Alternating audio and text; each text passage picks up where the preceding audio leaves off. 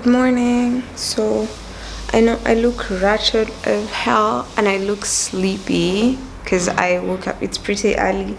I slept really late and I'm about to get started in this. It's close. I'm about to get started in this tufted bench. I know it's not going to take me long because I've already written out the plans and drawn out the sizes and everything that I want to accomplish with it. So the only thing I have a slight problem with, which I think I should be able to resolve anyway, at 8, is I don't have a way to make the covered buttons. I got the buttons and all, but I need this like a machine I need to make them with, which I didn't find, or rather I didn't look for. But I know there's this shop at Surrey Center called the Woman Shop. They sell a lot of buttons and whatever's, and I know I should be able to find some from there. So my plan is to send my rider to pick them for me, because there's so much happening, so much is happening. First of all, this finger is hurt because I nailed it. I got it with a hammer. I didn't nail it, I hammered it twice. The worst part, this is just pain, so it's okay. Then this one, it's okay, come on, focus. You can see that? So this I hammered completely, so now there's a blood clot and it hurts this entire area. So these 2 fingers are useless, okay? But good thing is I have 10 of them, so now I have 8 to work with. So it's not a bad number, right? It's not a horrible number. So I want to make this bench, 1, before it gets loud outside, and 2, I need to make it really fast because I want to make it and then go install the screen. I have to make it. My hope was to install the screen yesterday, then I would just send over the bench. But yesterday I came back home very, very late after going to River Road with a child. Ended up costing me about 3 hours of my day. Because River Road is already messy when I'm alone. I imagine going there with a 6-year-old was not a good idea. But make this stuff real quick. Let me just show you everything that I have, what I am using, the pieces that you'll need, and then we just get right into it. Okay? Yeah, and thank you for coming through for this DIY episode, because you are awesome. You're awesome, by the way, if you're watching this video. Just wanted to let you know. You're dope. I know my eyes look like I'm lying. I'm not. It's just sleep deprivation. So this is the wood that I had bought for the project. I bought 2 8x1 pieces that were 6 feet long, and 2 4x1 pieces that were 8 feet long. And then I also bought 2 2x2 pieces that were, I think, about 6 feet long, if I'm not wrong. And then I had them chopped up into 15 centimeters and had them rounded at the bottom, towards the bottom, so that the top is the only part that stayed squared. After that, I went ahead and cut my pieces down to size. I was going with 60 inches in terms of the length of the entire bench. And for that, I cut 2 pieces of the 8x1s, which are going to be on top, and then 2 pieces of the 4x1s, which are going to now be the sides, and then 4 more pieces that were 13 inches long for support in between the underneath.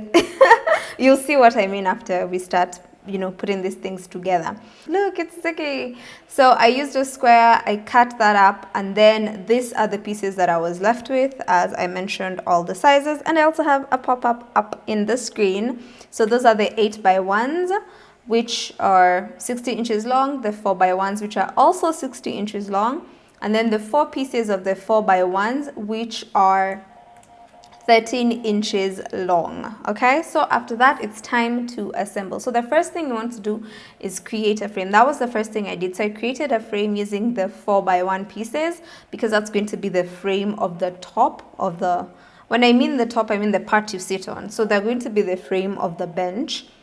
And so I started by just I didn't measure like how far apart they were. I just used my eyes and placed, 2 on the complete edges and then 2 somewhere katikati in there to just, this is, the idea is to provide support. You want your bench to be supported throughout from, one end all the way to the other. That way, if something heavy is put on it or multiple people sit on it, then the bench is going to be secure, okay? That's like what people in Nairobi Diaries used to say. So yeah, you want your bench to be secure, okay? So what you'll do after you do this part, you are going, or rather what I did at this point is now just attaching all these pieces together. So I used wood glue on either side of the 13-inch pieces and then attach this to the 2 pieces. So I started with the farthest, or whatever, that end, one of the ends, let's say that, and then I used my screws to attach these pieces. So at first I was trying to use some G-clamps to see if I could hold the pieces together as I drilled. This didn't work out at all. They were slipping. They weren't holding both pieces together. So I used my plants for support, because yay, I have plants and these plants are awesome. Thank you, plants, for providing support for your girl. So I used my plants, that way when I push against the wood, it would not move. So that's the idea. So I went in with my 2 drills. So first I pre-drill with a small drill bit and then go in now with the screw and the second drill. See the importance of having 2 drills? See, they come in handy. So I did that for this first part. Each part I used 2 screws at least. Actually, I think I used 2 for the entire thing, each part. So I did one side and then flipped the thing over and did the other side as well. So I ended up using this part as like my support system. So I kept moving the plants as I did each section of this particular frame. So I just did that with that edge, repeat the process. I used 2-inch screws for this particular part, and then just did that for the whole thing. Move on, like just repeat until you've attached all 4 pieces. The glue, the drill bit, you drill the hole, then you screw them in. And after that, you should have a beautiful, beautiful frame that looks like this.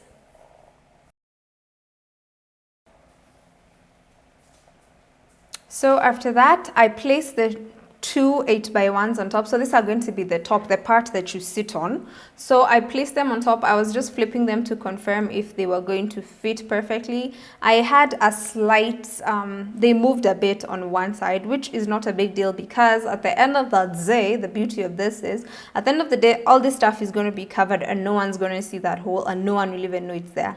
I then used some wood nails to attach the tops to the frame that I had just made, and I didn't do like all the way around. I did the edges and then I did a couple near the middle and then the other side. So I didn't do like an all-round beginning to end type thing. So I did that on for both pieces, and after that your top, the part you sit on, is ready. After that, I flipped it over and it was time to attach the legs of this particular bench. So these ones were 4 pieces that were 2x2 that had been cut into 15 inches. Then I had the fundi round them out for me. So they just used sandpaper and a randa thingy, because I wanted them to be round towards the end, because of the fact that everything else in this balcony has like very rigid, rectangular type shapes. So I wanted something to offset that, and that's why I went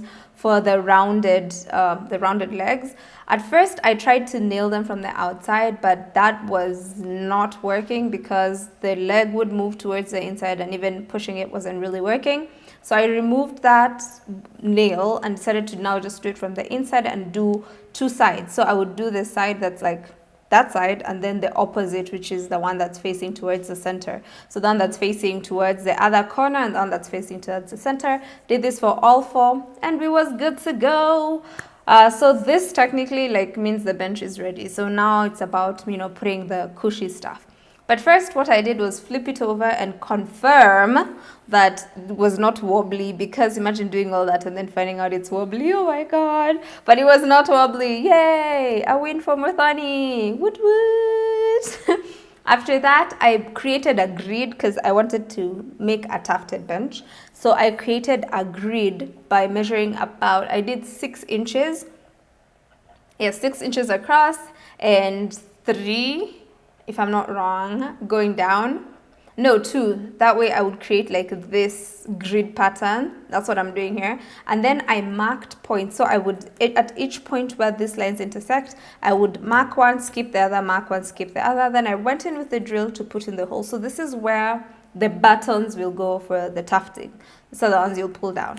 I went in with this 1-inch foam. It's 1 inch thick. So I used this foam. This is now, and then I folded it into 2 instead of getting a 2-inch foam, because I felt like the folding and having the air in between was going to work a lot better, and it's also a lot easier to find a 1-inch foam. So did that, and I used a staple gun. You guys, I own a staple gun now. What? So I did that by first attaching one side and then flipped the bench over and then covered, like folded the foam, and then I used the staple gun again and attached all the edges after cutting the excess bits. And then whatever was left over, I did the other side of the bench, which was like the part that's exposed, the 4x1, because that one was still a bit exposed because I folded it on the edge. Then I went in with this 1.5-inch foam to just like smoothen everything out. Okay, so I did this from the bottom of one side until the bottom of the other side. So this is like to hide the fact that there's all this different bits, the folding and everything. It just gives it this seamless feel. To that, it was time to add the fabric. So this fabric is gorgeous. People will ask where it's from. That one was from Tile and Carpet Center. Then it was starting to rain-ish, so we went inside. This is us inside, switching on lights and stuff. Then it was time now to do the tufting. So what I did is I went in with the 3.5-inch sindano, and then I would just pull the buttons and then pull them. I used fish line for this, and then pull them, and then each section, after I was done with each section, I would staple it at the bottom, and then I was done.